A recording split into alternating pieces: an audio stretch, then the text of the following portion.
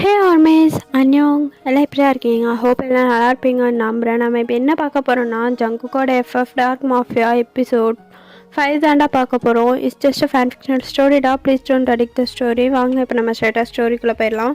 ஸ்டோரிக்குள்ளே போகிறதுக்கு முன்னாடி நம்ம சேனல் யாராவது சப்ஸ்கிரைப் பண்ணாமல் பார்த்துட்டு இருந்தீங்கன்னா சப்ஸ்கிரைப் பண்ணிக்கோங்கடா. நம்ம லாஸ்ட் எபிசோட் எதோட கம்ப்ளீட் பண்ணியிருந்திருப்போம் அப்படின்னா, நம்ஜுன் தான் உங்களை அப்படியே ஹாஸ்பிட்டல்லேருந்து கூட்டிகிட்டு வந்துருந்துருப்பான். நீங்களும் நம்ஜுன் கிட்ட எப்படி என்ன அங்கேருந்து காப்பாற்றுனீங்க அப்படின்லாம் கேட்டிருந்துருப்பீங்க. இதோட தான் கம்ப்ளீட் பண்ணியிருந்தோம். வாங்கடா நம்ம இப்போ இதுலேருந்தே ஸ்டார்ட் பண்ணிடலாம். நீங்கள் தான் இப்போ டைனிங் ஹாலில் உட்காந்துட்டு நம்ஜன் கிட்ட, ஏன்னா எப்படி நீங்கள் என்னை அங்கேருந்து காப்பாற்றுனீங்க? குளிச்சுட்டு வந்தால் சொன்னீங்கல்ல, சொல்லுங்கள். எப்படி உங்களுக்கு அவ்வளோ தைரியம் வந்துச்சு அந்த இடத்துல என்னை காப்பாற்றுற அளவுக்கு?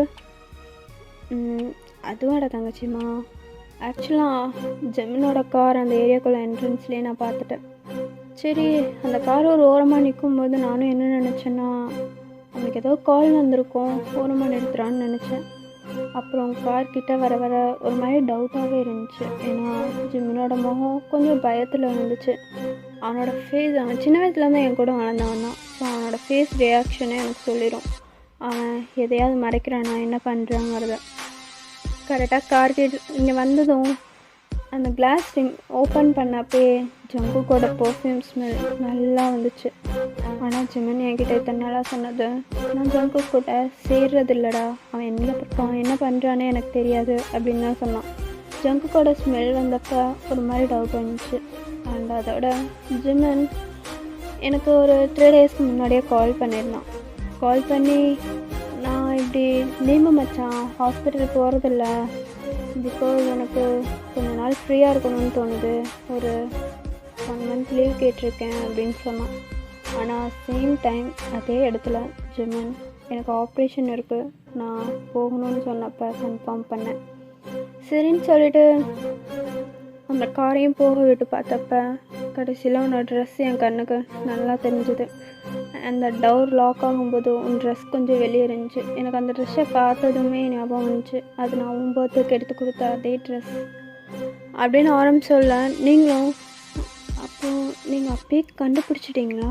அப்புறம் எப்படி நீங்கள் அங்கே வந்தீங்க அப்படின்னு கேட்க, நாம்ஜனும், ஏடா நான் உன்னோட காரில், உனக்கே நல்லா தெரியும் என் கையில் எப்பயுமே ஒரு ஜிபிஎஸ் இருக்கும், ஸோ அதை அவன் காரில் அடிச்சிட்டேன். ஸோ நீ போகிற இடத்தையும் ஈஸியாக கண்டுபிடிக்க முடிஞ்சுது. ஆக்சுவலாக எங்களால் சடனாக உள்ளே வர முடியல, பிகாஸ் அங்கே என்ன நடக்கும், யார் யார் இருப்பாங்கன்னு எதுவுமே தெரில. அதுதான் வீடை ஃபஸ்ட்டு ஃபுல்லாக சுற்றிட்டு கடைசியாக அவன் ரூமுக்கு வந்தான். வந்து பார்த்தோன்னே ஒன்று அந்த சுச்சுவேஷனில் பார்த்துட்டு என்ன பண்ணுறதுன்னு தெரில. அதுதான் அவனை அடித்து போட்டு நீங்கள் கூட்டிகிட்டு வந்தோம் அப்படின்னு சொல்ல, நீங்களும் ரொம்ப தேங்க்ஸ் அண்ணா அப்படின்னு சொல்லிட்டு ரிட்டன் ஹக் பண்ணிக்கிறீங்க. இங்கே மியாவுக்கு ஒன்றுமே புரியல. ஆக்சுவலாக அவளுக்கு ஸ்டார்டிங்லேருந்தே ஒன்றுமே புரிஞ்சிருக்காது. மியா அப்படியே உங்களை, ஏய் ஒரு நிமிஷம் நில்லுடி, உனக்கு எப்படி ஜங்குக்கு தெரியும், ஜங்குக்கு எதுக்கு உன்னை கிட்னாப் பண்ணணும், அண்டு உன்னை எதுக்கு இப்படியெல்லாம் அடிக்கணும், உனக்கும் ஏதாவது இருக்கா என்ன, இதுக்கு முன்னாடி உனக்கு ஜங்குக்கை பற்றி தெரியும்னு ஏன் என்கிட்ட நீ சொன்னதே இல்லை அப்படின்னு சொல்லிட்டு மியா கேட்க, நீங்களும் நானா உன்கிட்ட சொல்லியிருக்கனே உனக்கு தெரியாதா அப்படின்னு சொல்ல, இது என்கிட்ட சொல்லியிருக்கியா, எனக்கு தெரியல அப்படின்னு நீங்கள் சொல்ல, சிரிச்சுட்டே, அன்றைக்கி நைட்டு கால் அட்டன் பண்ணது அவள் இல்லை, நான் தான். அவள் அன்றைக்கி நல்லா தூங்கிட்டான். அண்ட் நீ ஜங்குக்கு லவ் பண்ணுற விஷயத்த சொன்னதும் என்கிட்ட தான் அப்படின்னு சொல்ல, உங்களுக்கு அவ்வளோதான், ஐயோ என்ன இது இவருக்கு தெரிஞ்சிருச்சா அப்படின்ற மாதிரி நீங்கள் விதுக்குன்னு முழிச்சிட்டு அப்படியே பார்த்துட்ருக்கீங்க. அது அண்ணா, அது நான் அண்ணா எனக்கு இப்போது அவன் மேலே சுத்தமாக லவ் இல்லை அப்படின்னு நீங்கள் சொல்ல, அப்படியே போய் சொல்லாத, இது உன்னோட ஃபர்ஸ்ட் லவ்னு எனக்கு தெரியும், ஃபர்ஸ்ட் லவ் ஒரு பையன் மறக்கிறதே ரொம்ப கஷ்டம், நீ ஒரு பொண்ணு அதுவும் 1 சைடாக லவ் பண்ணியிருக்க, அது ரொம்பவுமே கஷ்டம், நீ எதுக்கும் ஃபீல் பண்ணாத, எல்லாம் கொஞ்ச நாளில் மாறிடும் அப்படின்னு நீங்கள் சொல்ல, நீங்களும் சரின்னு சொல்லிட்டு அமைதியாக சாப்பிட்றீங்க. அப்படியே கொஞ்சம் டைம் ஸ்கிப் ஆகுது. நீங்கள் சாப்பிட்டு இப்போ உங்கள் ரூமில் தான் எதையோ பற்றி யோசிச்சுட்ருக்கீங்க. மியா சடனாக ரூமுக்கு வந்துட்டு உங்ககிட்ட தான் உட்காடுறான். நீங்களும், என்னடி என்னாச்சு, என் ஃபேஸ் ஒரு மாதிரி இருக்குது அப்படின்னு மியா உங்கள்கிட்ட கேட்க, நீங்களும் ஒன்றும் இல்லடி, நான் நார்மலாக தான் இருக்கேன், வயன், நான் உன்கிட்ட ஒன்று கேட்கணும் அப்படின்னு அவன் சொல்ல, நீங்களும் என்ன கேட்கணும் கேளு. உனக்கு எப்படி ஜங்குக்கு தெரியும்? நீ எப்போ என்கிட்ட சொன்ன? ஆனால் அன்றைக்கி அந்த காலை ஆரம்ப நான் எடுத்ததா சொன்னாரே, எப்படி தெரியும்? அவன் ஏன் உன்னை இப்படி பண்ணான்? அவன் எதுக்கு உன்னை கிட்னாப் பண்ணணும் அப்படின்னு சொல்லிட்டு அவங்கள்ட்ட கொஸ்டினாக கேட்டுட்டு போக, நீங்களும் கொஞ்சம் மெதுவாக கேளுடி, எதுக்கு இவ்வளோ கொஸ்டின் இவ்வளோ சீக்கிரம் கேட்குற? ஜங்குக்கு எனக்கு ஒரு 2 இயர்ஸ்க்கு முன்னாடியே தெரியும் அப்படின்னு நீங்கள் சொல்ல, மியா அப்படியே வாயில் கை வச்சுட்டு, இது 2 இயர்ஸ்க்கு முன்னாடியேவா? என்கிட்ட ஏன் நீ சொல்லவே இல்லை? சாரி, நீ தான் சொன்னேன்னு சொன்னேன்ல, நான் தான் கேட்கல. உண்மையாலுமா எப்படி தெரியும் அப்படின்னு மியா உங்கள்கிட்ட ஷாக்கிங்காக கேட்டுட்ருக்கா. நீங்களும் அப்படியே சொல்ல ஸ்டார்ட் பண்ணுறீங்க. இது கொஞ்சம் ஃப்ளாஷ்பேக்காக இருக்கும்டா. ஸோ ஒரு குட்டி ஃப்ளாஷ்பேக் தான். போயிட்டு நம்ம இப்போ ஸ்டேட்டஸ் ஸ்டோரிக்குள்ளே வந்துடலாம். இப்போது ஒரு 2 இயர்ஸ்க்கு முன்னாடி நீங்கள் தான் உங்கள் பர்த்டே அன்னைக்கு, மியா சீக்கிரம் ரெடி ஆகுடி, நம்ம போகணும்ல. இப்போ காலையில் இந்த டைமுக்கு ஸ்டார்ட் பண்ணால் தான் நைட் வரைக்கும் நம்ம 2 பேரால் ஜாலியாக சுற்ற முடியும் அப்படின்னு நீங்கள் சொல்ல, மியாவும் வந்துட்டேன்டி ரொம்ப கத்தாத அப்படின்னு அவன் சொல்லிட்டு அப்படியே ரெடியாகி கீழே வரா. நீங்களும் மியாக்காக தான் வெயிட் பண்ணிகிட்ருக்கீங்க. மியாவும் கீழே வந்துட்டு, நிறைய ஆகிட்டேன்டி வா போகலாம் அப்படின்னு சொல்லிட்டு உங்ககிட்ட கூப்பிட்டு அப்படியே வெளியே வரா. வெளியே வந்தால் ஆரம் தான். தங்கச்சிம்மா இன்றைக்கி ஒரு 6 o'clock கட்டவே கரெக்டாக வீட்டுக்கு வந்துடுங்க, ஓகேவா? கேக் கட்டுருக்கு, அதெல்லாம் முடிச்சுக்கலாம் அப்படின்னு சொல்ல. அண்ணா எப்போவுமே லேட் நைட் தானே செலிப்ரேட் பண்ணுவோம், இன்றைக்கி என்ன 6 o'clock? இல்லைடா, எனக்கு ஒரு இம்பார்ட்டண்ட் மீட்டிங் இருக்குது, அதனால தான். ஓகே அண்ணா, வந்துடுறோம். சரி அண்ணா, நாங்கள் கிளம்புறோம், பாய். சரி பார்த்துக்கோங்க, யாராவது வம்பு பண்ணாங்கன்னா அண்ணாவுக்கு கால் பண்ணணும், சரியா? ஓகே அண்ணா, அதெல்லாம் நாங்கள் பார்த்துக்குறோம் அப்படின்னு சொல்லிவிட்டு நீங்களும் அங்கேருந்து போயிடுறீங்க. நீங்கள் அப்படியே ஒரு மாலுக்கு தான் போகிறீங்க. அங்கே அது ரொம்ப பெரிய மாலாக இருக்குது, நிறைய பேர் இருக்காங்க. நீங்களும் அவ்வளோ செம்ம ஜாலியாக அங்கே என்ஜாய் பண்ணிகிட்ருக்கீங்க. ஆனால் நிறைய இடத்த சுற்றி பார்க்குறா. நீங்களும் அப்படி தான் செம்ம ஹாப்பியாக அங்கே இங்கேன்னு ஓடிட்டு ஜாலியாக விளையாடிட்டுருக்கீங்க. சரிலாம் மியா, நீ நம்ம எப்பவும் போகல அந்த காஃபி ஷாப் போகலாண்டி. எப்பவும் போகிறது தானடி, எதுக்கு இன்னைக்கு? ப்ளீஸ் டே, அதனால தான் நம்மளுக்கு கொஞ்சம் க்ளோஸ் இல்லை, அங்கே போய் கொஞ்சம் நேரம் ஜாலியாக செலிப்ரேட் பண்ணலாம் அப்படின்னு சொல்ல, நீங்களும் சரி வா போகலாம் அப்படின்னு சொல்லிட்டு அவளை கூட்டிகிட்டு போகிறீங்க. அங்கே இருக்க ஒரு காஃபி ஷாப்புக்குள்ளே தான் போகிறீங்க. போயிட்டு ஹாய் அண்ணா, எனக்கு கொஞ்சம் ஸ்பெஷலாக ஏதாச்சும் டிஷ் இருக்கா அப்படின்னு நீங்கள் கேட்க, அவங்களும் ஹாய் வாயன்மா, இன்னைக்கு என்ன ஆளே ஒரு மாதிரி இருக்கா, பர்த்டேவா அப்படின்னு கேட்க, ஆமாம் அண்ணா இன்றைக்கி என்னோடய பர்த்டே அப்படின்னு சொல்ல, அவங்களும் உங்களுக்கு பர்த்டே விஷயம் பண்ணுறாங்க. நீங்களும் தேங்க்யூலாம் சொல்லிவிட்டு அப்படியே அங்கே இருக்க எல்லா இடத்துலையும் போய் எல்லாருக்கும் ஏதாவது ஒரு ட்ரீட் வைப்போம் அப்படின்னு சொல்லிவிட்டு அங்கே இருக்கவங்களுக்குலாம் கேக்லாம் வாங்கி கொடுக்குறீங்க. அங்கே பேபிஸும் நிறைய பேர் இருக்காங்க. இதெல்லாமே ஒரு பர்சன் பார்த்துட்டே இருக்காங்க அந்த காஃபி ஷாப்புக்குள்ளே. இன்னொரு சைடு உட்காந்துட்டு நீங்கள் கரெக்டாக அந்த பர்சன்கிட்ட வந்துட்டு இந்தாங்க கேக் எடுத்துக்கோங்க அப்படின்னு நீங்கள் சொல்ல, அவங்களும் உங்களை பார்த்துட்டு ஒரு மாதிரி மேலே கீழே பார்க்குறாங்க. நீங்களும் இவர் எதுக்கு இப்படி பார்க்குறாரு, கேக் எடுத்துக்கோங்கன்னு சொன்னோம், ஏதோ கெட்ட வார்த்தை எழுதிக்கிற மாதிரி பார்க்குறோம். எடுத்துக்கோங்க உங்களுக்கு தான் அப்படின்னு சொல்ல, என்ன ஸ்பெஷல் கேக்கில் கொடுக்குற? இல்லை எனக்கு என்னோடய பர்த்டே அதான். பர்த்டேவா? மென்மன் ஹாப்பி ரிட்டர்ன்ஸ் ஆஃப் தி டே அப்படின்னு சொல்லிட்டு ஹேண்ட் ஷேக் கொடுக்குறாங்க. நீங்களும் ஹேண்ட் ஷேக் பண்ணிவிட்டு தேங்க்யூ நாங்கள் 3 பேருமே எடுத்துக்கோங்க அப்படின்னு சொல்லிவிட்டு 3 பேர்த்துக்குமே கேக்கெல்லாம் கொடுத்துட்டு அங்கேருந்து போகிறீங்க. சடனாக அந்த பர்சன் கேக்கையும் சாப்பிட்டு அப்படியே உங்களை திரும்பி பார்த்துட்டு இந்த பொண்ணே அப்படின்னு கூப்பிட, நீங்களும் யார் அது அப்படின்னு சொல்லிட்டு திரும்பி பார்க்குறீங்க. பார்த்தா சொல்லுங்கள் அப்படின்னு சொல்ல, கேக்கு ஒன்று மாதிரி செம்ம டேஸ்ட்டாக இருக்குது அப்படின்னு சொல்ல, அது உங்களுக்கு ஒரு மாதிரி இருக்குது. ஆனால் அந்த பர்சன் லைட்டாக ஸ்மைல் பண்ணிகிட்டே சொல்கிறாங்க. நீங்களும் என்ன சொல்கிறாரு இவர் அப்படின்னு சொல்லிட்டு தேங்க்யூ அப்படின்னு சொல்லிவிட்டு அங்கேருந்து கிளம்பிடுறீங்க. அவன் சொன்ன மீனிங் உங்களுக்கு சுத்தமாக புரியல, இருந்தாலும் நீங்கள் அதெல்லாம் எதுவுமே கண்டுக்கல. அப்படியே எல்லாத்துக்கும் கேக்லாம் கொடுத்துட்டு அங்கேயே கொஞ்ச நேரம் டைம் ஸ்பெண்ட் பண்ணுறீங்க. சரிண்ணா அங்கேருந்து நீங்கள் வெளியே போகும்போது ஒரு பர்சன் மேலே இடிச்சிடுறீங்க டக்குன்னு. நீங்களும் ஹோ சாரி சாரி சார் தெரியாமல் மாற்றிட்டேன். யாராவா பங்கமாக இருக்கா? சாரி சார் சாரி என்ன கண்ணு எங்கே இருந்தா? சாரி சார் இருக்காளே அப்படின்னு சொல்லிட்டு அந்த பர்சன் அப்படியே உங்களை மேலேயும் கீழே பார்த்துட்ருக்காங்க. நீங்களும் சாரி சாரின்னு வந்துட்டு சாரி கேட்டே இருக்கீங்க. ஆனால் நீங்கள் கேட்ட சாரியெல்லாம் அவங்க காதில் விழுகவே இல்லை. சரணா பக்கத்தில் அந்த பர்சன் தான். டேஜேகே என்ன ஏம்மா சாரிலாம் வேணாம் போம்மா, ஏதோ டேப் ரெக்கார்ட் மாதிரி சாரி சாரி சாரின்ட்டு அதே சொல்லிட்டுருக்க அப்படின்னு சொல்ல, டேஜங்குக்கா மீட்டிங் டைம் அவங்க உட்காந்துருக்கான் வா போகலாம் அப்படின்னு சொல்லிட்டு கூட்டிகிட்டு போக, நீங்களும் டேப் ரெக்கார்ட் மாதிரி சொல்லிட்டு இருந்தேனோ எதுவுமே பேசாமல் இருந்ததுக்கான நான் சொன்னேன் அப்படின்னு சொல்லிட்டு அங்கேருந்து போக போகிறீங்க. அந்த சைடு பொண்ணு ஜங்குக்கும் அப்படியே உங்களை திரும்பி பார்க்குறான். நீங்களும் ஜங்குக்கை திரும்பி பார்க்க, நீங்கள் திரும்பி பார்த்து சாரின்னு சொல்ல ஜங்குக்கு அப்படியே லைட்டாக ஸ்மைல் பண்ணிட்டு தலையாட்டிடுறான். நீங்கள் உங்களுக்கு இப்போ தான் ஒரு மாதிரி ரிலீஃபாக இருக்குது. நீங்கள் அப்படியே வெளியே போக போக சடனாக ஒரு பர்சன் உங்கள் முன்னாடி வந்து நின்றுட்டு போய் செல்லம் என்ன கிளம்பிட்ட போல அப்படின்னு கேட்க, நீங்களும் ஆமாம் வந்தேன் முடிஞ்சு வேறு எங்கேயாவது வெளியே போகணும்ல.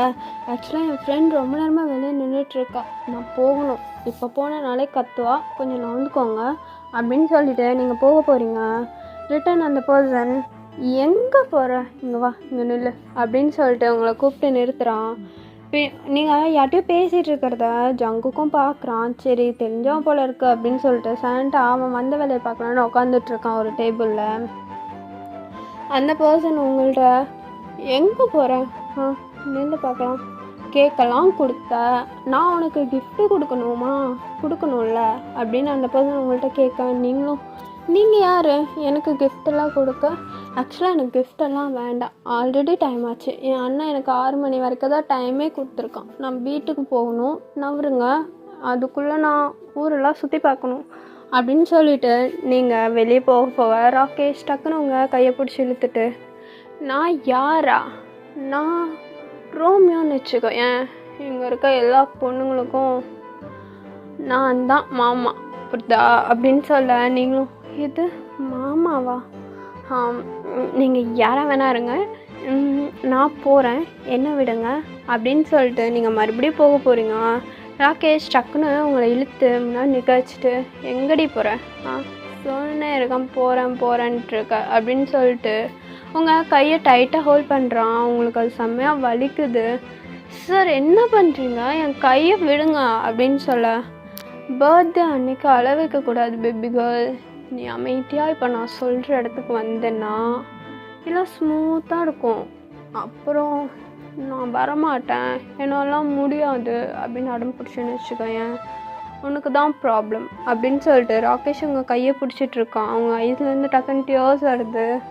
ப்ளீஸ் என்ன விடுங்க சார், நான் போகணும். என்ன பண்ணிகிட்ருக்கீங்க? என் அண்ணா வெயிட் பண்ணிகிட்ருக்கான், நான் போகிறேன் விடுங்க அப்படின்னு சொல்லிட்டு கையை உதறி விடவே ட்ரை பண்ணுறீங்க. பட் ஆனால் முடியல. ராகேஷ் உங்கள் கையை செம்ம டைட்டாக பிடிச்சிட்ருக்கான். நீங்களும் இப்போ வரியா இல்லையா அப்படின்னு சொல்லிட்டு ராகேஷ் உங்களை கேட்க, சரணா ஒரு பர்சன் எங்கடா வரணும் அப்படின்னு ஒரு கொஸ்டின். நீங்கள் தான் திரும்பி பார்க்குறீங்க. பார்த்தா ஜங்குக் தான். நீங்கள் அப்படியே ஜங்குக்கே பார்த்துட்டு நிற்க, ஜங்குக்கும் எங்கே பிரதர் வரணும்? என்ன கையை இவ்வளோ டைட்டாக பிடிச்சிருக்கீங்க போல், பாவம் செல்லக்குட்டி அழுவுது பாருங்க அப்படின்னு சொல்லிட்டு கையெடுங்க பார்க்கலாம் அப்படின்னு சொல்கிறான். ராகேஷ் நீ யார்றா, நான் ஏன் கையெடுக்கணும் அப்படின்னு சொல்ல, இப்போ ஒழுங்காக கையெடுக்கிறியா இல்லை நான் உன் மேலே கை வைக்கவா அப்படின்னு கேட்க, இப்போ உனக்கு என்ன பிரச்சனை? நாங்கள் 2 பேரும் பேசிகிட்ருக்கோம், நீ யார் தேவையில்லாமல் நடுவில் வர?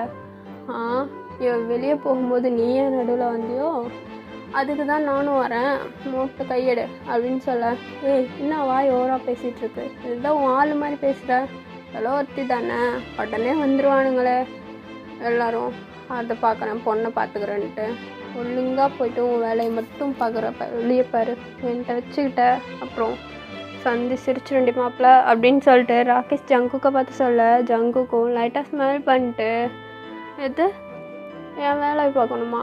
நான் என் வேலையை தாண்டா பார்த்துன்னு இருக்கேன். ஆமாம் இவன் ஆளு தான் என்னப்ப அப்படின்னு சொல்ல, நீங்களும் இவனுங்க பேசுகிறதே ஒன்றுமே புரியாமல் கை வலிக்குது கையை விடு அப்படின்னு சொல்லிகிட்ருக்கீங்க. ஜங்குக்கும் அதான் என் செல்லத்துக்கு கை வலிக்குதுன்றல, ஒழுங்காக கையை விடுறா அப்படின்னு சொல்ல அவன் விடவே மாட்டேறான். அவங்க கையை நல்லா பிடிச்சிருக்கான். சடனாக ஜங்குக்கு அவனை ஒரு அடி அடிச்சிட்றான். சொல்லினே இருக்காங்க தன்னை கையை பிடிச்சினே இருக்கா அப்படின்னு கேட்டு டக்குன்னு அடிக்கிறான். உங்களுக்கு அது ஒன்றுமே புரியல. சடனாக அப்படியே பார்த்துட்டே நிற்கிறீங்க அங்கே நடக்கிற சண்டையை. அங்கே செம்மையாக சண்டை போயிட்டுருக்கு. ராகேஷும் ஜங்குக்கு குறைஞ்சவன் இல்லை அப்படின்ற மாதிரி ஜங்குக்கையும் அடிக்கிறான், ராகேஷும் அடி வாங்குறான். ஸோ அவனுங்க சண்டை போட்டுக்கிறதுல சடனாக ராகேஷ் வந்து உங்கள் மேலே விழுக வர நீங்கள் நவுறும்போது உங்கள் ட்ரெஸ் அவன் கையில் பட்டு கிழிஞ்சிருது. உங்கள் நெக் சைட்லேருந்து உங்கள் ஷோல்டர் சைடு வரைக்கும் கிழிஞ்சிருது. நீங்கள் ஒரு மாதிரி கையெல்லாம் வச்சு க்ளோஸ் பண்ணிவிட்டு அழுதுட்டு ஒரு ஓரமாக நின்றுக்கிறீங்க. ஜங்குக்கு அதை பார்க்கவே ரொம்ப கடுப்பாக இருக்குது. அவன் அடிச்சுட்டே அவனோட கோட்டையும் கழட்டி கொண்டு வந்து உங்கள்கிட்ட கொடுக்குறான். இந்த அப்படி அப்படின்னு சொல்ல நீங்களும் அப்படின்னு பார்க்குறீங்க. மேலே போட்டுக்கோ அப்படின்னு சொல்லிட்டு உங்கள் மேலே போட்டு விட்டுட்டு அவனும் போய் ரிட்டன் ராகேஷை போட்டு செம்மையாக அடிக்கிறான். நீங்களும் அப்படியே அழுதுகிட்டே நின்று வேடிக்கை பார்த்துட்ருக்கீங்க. ராகேஷும் ஜங்குக்கு அடிச்சது தாங்க முடியாமல் குடுகுடுன்னு ஓடி போயிடுறான் அங்கேருந்து. நீங்கள் அப்படியே அழுதுகிட்டே நின்றுட்டுருக்க. ஜங்குக்கு தான் அவங்கக்கிட்ட வந்துட்டு இப்போ எதுக்கு அழுவுற? அம்மா என்ன இன்னைக்கு உன் பர்த்டேன்னு சொன்னான், உண்மையாலுமா பர்த்டே அன்னைக்கு அழுகலாமா சொல்லி பார்க்கலாம் அப்படின்னு சொல்ல, இல்லை எனக்கு ரொம்ப பயமாக இருக்குது. அவனை எதுக்கு அப்படி அடிச்சிங்க, பாவம் அவரு அப்படின்னு நீங்கள் சொல்ல, எது பாவமா? என்னடி நீ இவ்வளோ இன்னசென்ட்டாக இருக்க? நான் வரலன்னா அவனை என்ன பண்ணியிருப்பான்னு உனக்கு தெரியுமா? என்ன பண்ணியிருப்பாரு? என் அண்ணா போலீஸ் தான், நான் அவகிட்ட சொல்லி வச்சிடுவேன். நீங்கள் எதுக்கு அவரை போட்டு அடிச்சிங்க, பாவம் அவர் ஃபேஸ் ஃபுல்லாக ப்ளட்டு அப்படின்னு நீங்கள் சொல்ல, ஜங்குக்கோட கையிலையும் ப்ளட்டு வந்துட்டுருக்கு. ஆனால் நீங்கள் அதை பார்க்காம அவனோட ஃபேஸ் ஃபுல்லாக ப்ளட்டு அப்படின்னு சொல்ல ஜங்குக் சிரிச்சிட்டே அப்போது இங்கே வருது அப்படின்னு சொல்லிட்டு ஜங்குக்கு அவனோட கையை காமிக்கிறான். உங்களுக்கு அவ்வளோதான். ஜங்குக்கோட கையை பிடிச்சிட்டு பார்த்தீங்களா உங்களுக்கும் ப்ளட்டு, ஏன் இப்படி பண்ணீங்க, பாவம் வலிக்குதா அப்படின்னு சொல்லிட்டு ஜங்குக்கோட கையை க்யூட்டாக பிடிச்சிட்டு அவனுக்கு ஊதியெல்லாம் விட்டு அங்கே இருக்க ஒரு பர்சன்கிட்ட ஃபர்ஸ்ட் எய்ட் பாக்ஸ் கேட்குறீங்க. அந்த பர்சனும் கொண்டு வந்து கொடுக்குறாங்க. அங்கே ஒர்க் பண்ணுற மேட்கிட்ட கேட்குறீங்க. அவங்களும் உங்கள்கிட்ட கொண்டு வந்து கொடுக்க நீங்களே ஜங்குக்கு கையில் இருக்க அந்த ப்ளட்டெல்லாம் க்ளீன் பண்ணிவிட்டு அழுதுகிட்டே போட்டு விட்டுட்ருக்கீங்க. ரொம்ப வலிக்குதா, ஏன் இப்படி பண்ணீங்க, எதுக்கு சண்டை போட்டீங்க அப்படின்னு கேட்குறீங்க அழுதுகிட்டே. இப்படி ஒரு உலகத்தில் இவ்வளோ இன்னசென்ட்டாக இருக்கேன், உன்னையும் மொத்த தனியாக விட்டுருக்கான் பாருங்க அண்ணன், ஆனால் சொல்லணும் அப்படின்னு சொல்ல, நான் ஒன்றும் தனியாக வரல, என் ஃப்ரெண்டு கூட தான் வந்தேன், அவள் வெளியே இருக்கான், நான் போகிறேன் அப்படின்னு சொல்லிவிட்டு நீங்களும் ஜங்குக்கு அந்த பேண்டேஜ்லாம் போட்டு விட்டுட்டு ஹெல்த்தை பார்த்துக்கோங்க, இந்த மாதிரி யாரையும் அடிக்காதீங்க, சேஃபாக இருங்க அப்படின்னு சொல்லிவிட்டு நீங்களும் அங்கேருந்து போயிடுறீங்க. ஜங்குக் நீங்கள் போகிறதே பார்த்து க்யூட்டாக ஸ்மைல் பண்ணிகிட்ருக்கான். நீங்களும் வெளியே வந்து மியா கிட்ட மியா அப்படின்னு கூப்பிட அவ்வளோ இப்போ என்னாச்சு தெரியுமா, இங்கே ஒருத்தன் ஃபேஸ் ஃபுல்லாக ப்ளட்டுடி, அப்படியே அந்த ப்ளட்டை ஒழிக்கிட்டு குடு குடு குடுன்னு ஓடினான் தெரியுமா, கஃபேக்குள்ளே தான் ஓடி வந்தான். என்னாச்சு உள்ள, நீ எதுக்கு, உன் ட்ரெஸ் என்னாச்சு, இது யாரோட கோட்டு அப்படின்னு கேட்க நீங்கள் ஆக்சுவலாக அவகிட்ட ஜங்குக்கோட நேம் சொல்லலை. ஆக்சுவலாக உங்களுக்கே அது தெரியாது. ஸோ நீங்கள் அவன்கிட்ட நடந்ததெல்லாம் சொல்கிறீங்க, யாருன்னே தெரியாத ஒருத்தர் அப்படி இப்படின்லாம் சொல்கிறீங்க. அவனும் சூப்பர் டே, செம்ம பரவாயில்ல, நைஸ் டைம் வந்து உன்னை காப்பாற்றிருக்காருல, அதுவே போதும், ஒன்றும் இல்லைல்ல, நம்ம இப்போ வீட்டுக்கு போயிடலாம் அப்படின்னு சொல்லிட்டு அவளும் உங்களை வீட்டுக்கு கூட்டிகிட்டு போயிடுறான். ஓகேடா மிஸ், இந்த பாட்டை நான் இதோட கம்ப்ளீட் பண்ணிக்கிறேன், வந்து நெக்ஸ்ட் பார்ட்டில் பார்க்குறேன்டா, டாடா பாய். இந்த எபிசோட் எப்படி இருந்துச்சுன்னு மறக்காமல் கமெண்ட் பண்ணுங்கள். Love you all, miss you.